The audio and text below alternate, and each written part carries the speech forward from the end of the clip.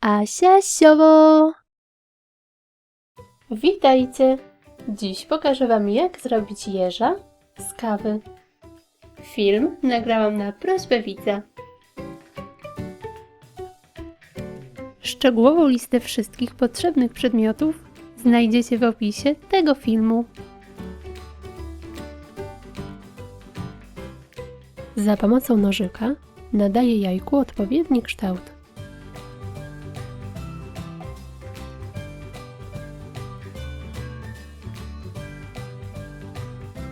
Odcinam spód, by jeż stabilnie stał.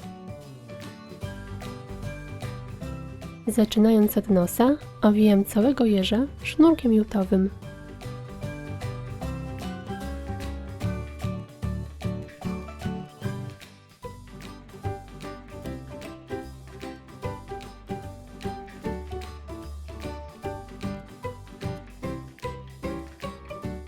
Następnie przyklejam rzędy kawy, zostawiając tylko miejsce na twarz.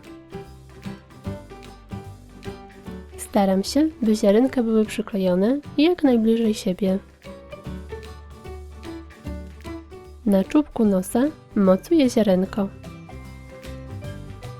Przyklejam oczy.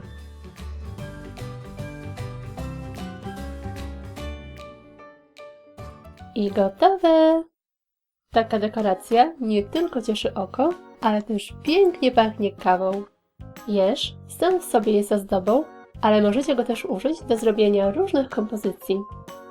Jeśli podoba Wam się taki jeżyk, zostawcie łapkę w górę. Pozdrawiam!